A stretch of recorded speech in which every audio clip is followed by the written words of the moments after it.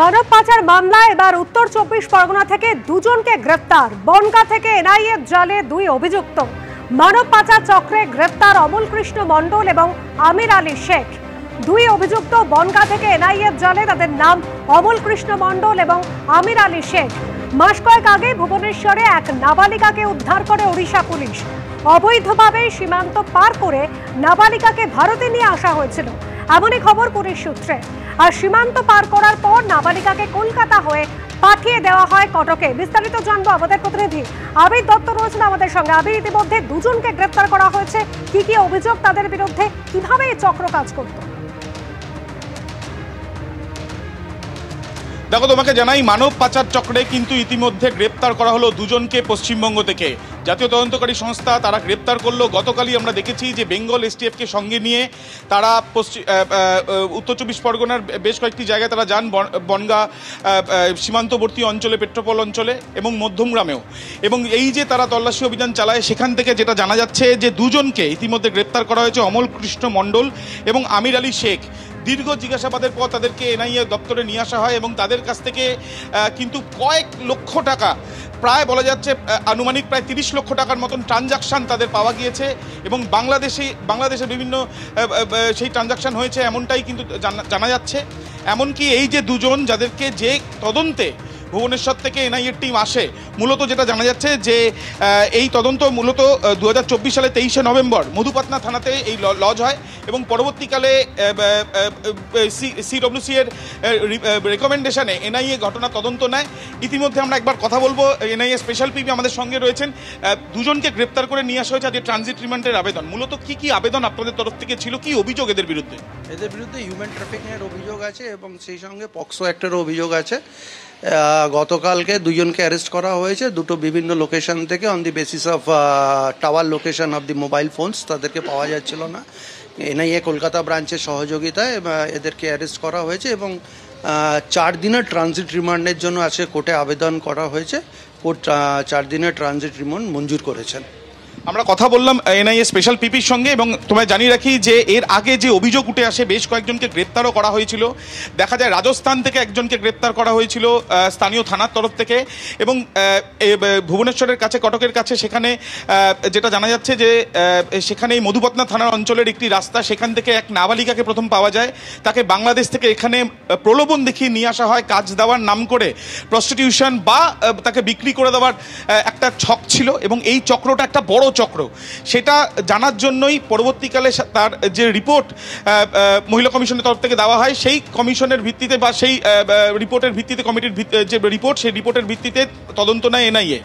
তদন্ত নেওয়ার পরে মার্চ মাসে তারা যখন তদন্ত নেয়, তারপরে তারা বিভিন্ন জায়গায় তথ্য প্রমাণ সংগ্রহের প্রক্রিয়া শুরু করে এবং দেখা যায় যে ব্যক্তি দুজনকে গ্রেপ্তার করা যায়, তাদের ওতপ্রোতভাবে তারা এই মানব পাচার চক্রের সঙ্গে তাদের যোগ রয়েছে। এখন শুধুমাত্র কি এরা দুজন রয়েছে, নাকি এর পেছনে আরো অনেকে খতিয়ে দেখছেন এনআইএ?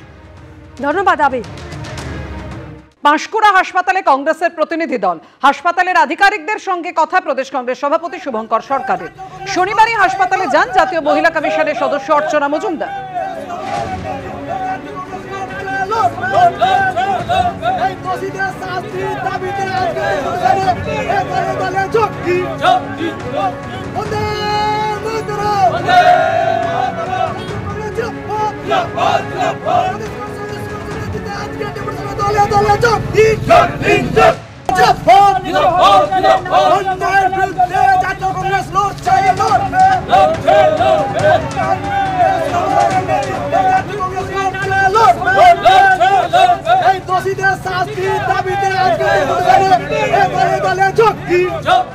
কথা বলবো, আমাদের সঙ্গে রয়েছেন আমাদের প্রতিনিধি বিটন চক্রবর্তী। বিটন, হাসপাতালের আধিকারিকদের সঙ্গে কি কথা হলো প্রদেশ কংগ্রেস সভাপতি?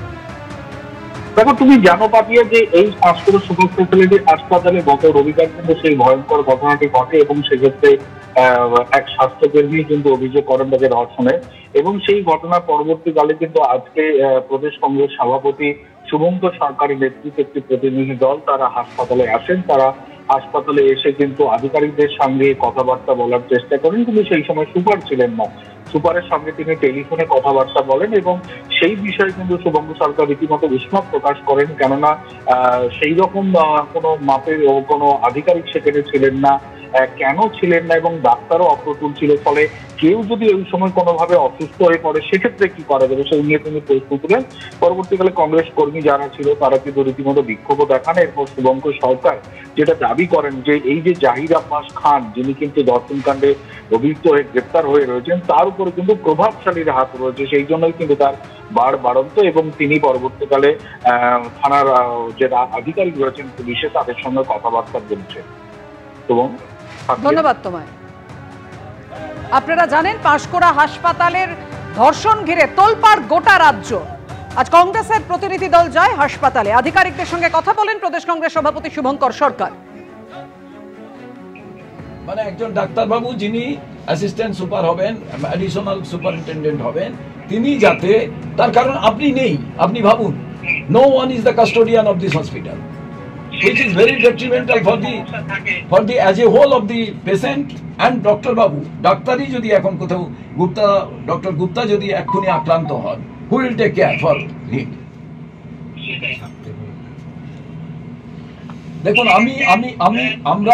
আমি তো কংগ্রেসের থেকে, কংগ্রেস এই পশ্চিমবাংলার প্রথম প্রাইমারি হসপিটাল দিয়ে, প্রাইমারি মানে গ্রামীণ হাসপাতাল দিয়ে শুরু করে মানুষকে সেবা দিয়েছিল।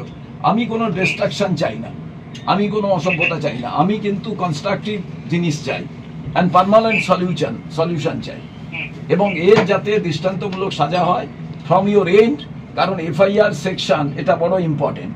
আজকে মনে হচ্ছে মিডিয়া আছে, লোক আছে, উত্তেজনা আছে, after that everything will be কুল।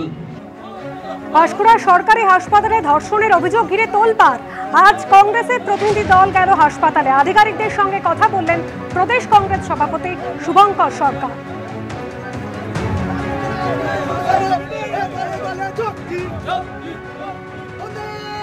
আমি সুপার মহাশয়কে জিজ্ঞেস করলাম যে আপনি হাসপাতালে থাকবেন না, হাসপাতালের অ্যাডমিনিস্ট্রেশনের কে থাকবেন?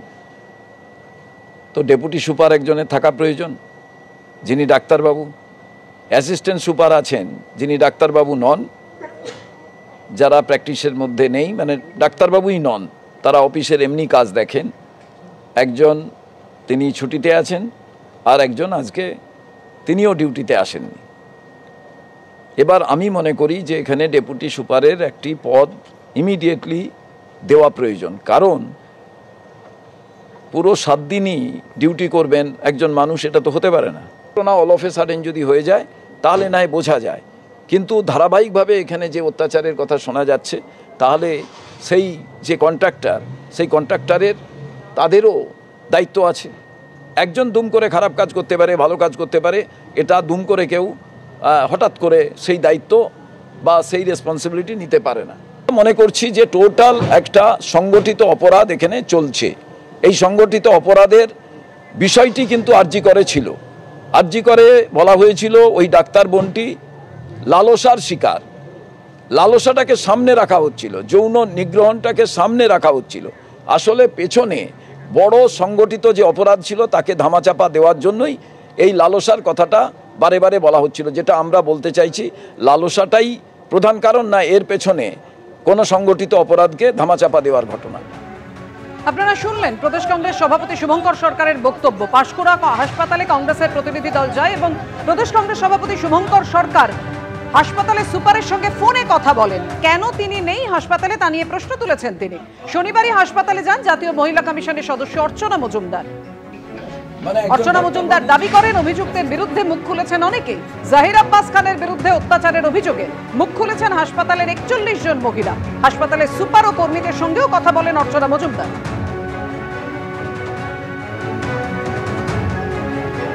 দেখুন, শস্যের মধ্যে ভূত। 41 জন হয়ে গেছে, 40 ভিকটিমকে নিলে 41। প্রত্যেকের অভিযোগ, কেউ 3 বছর, কেউ 4 বছর। এই ভদ্রলোক এই হাসপাতালে ফ্যাসিলিটি ম্যানেজারের কাজ করার আগে এখানে তিনি ফিল্ড অফিসার বা ওইরকম কিছু ছিলেন। দীর্ঘদিন ধরে ওনার এই হাসপাতালে কর্তৃত্ব চলছে কথা বলার, অ্যাকশন নেওয়ার কিছু নেই, এরকম একটা জায়গা থেকে এই ঘটনা ঘটেছে। এসপি কোনো একটা বিশেষ কারণে আটকে গেছিলেন, উনি বলেছিলেন উনি আসতে পারবেন না, এসডিপিও আসবেন। উনি আমায় বললেন যে কি বন্যা, কোনো একটা এমার্জেন্সি কিছুতে উনি বেরিয়ে গেছেন। পুলিশ অপারগ, সেই জায়গায় দাঁড়িয়ে আমি বলবো কমিশন তো এখানে থামবে না। ভারতের যে আমাদের যে কনস্টিটিউশনের যে আইন আছে সেই আইনের মোতাবেক আমরা এই কেসটাকে আমরা হিয়ারিং করবো। আমি ওনার সঙ্গে দেখা করতে এলাম, উনি এলেন না, এবার দিল্লি গিয়ে উনি আমাদের সঙ্গে দেখা করবেন। জাতীয় মহিলা কমিশনের সদস্য অর্চনা মজুমদার গতকাল গিয়েছিলেন পাঁশকুড়ার এই সরকারি হাসপাতালে। হাসপাতালের সুপার এবং কর্মীদের সঙ্গেও কথা বলেছেন। তারপর হাসপাতালের সুপার কি জানিয়েছেন শোনাবো।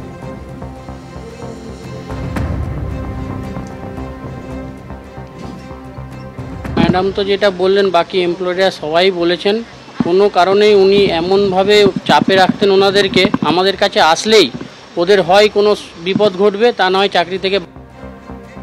এবার আপনাদের সামনে রাখবো তৃণমূলের বক্তব্য, কি বলেছেন কুণাল ঘোষ দেখুন। জাতীয় মহিলা কমিশন রাজনৈতিক পর্যটক এবং বিজেপির শাখা সংগঠন, গণসংগঠনের মধ্যে পড়ে। পরিষ্কার বাংলা ভাষা, পুলিশ যা করার ওখানে তো ব্যবস্থা নিয়েছে। জাতীয় মহিলা কমিশন কি করছেন আর কোথায় থাকে জাতীয় মহিলা কমিশন?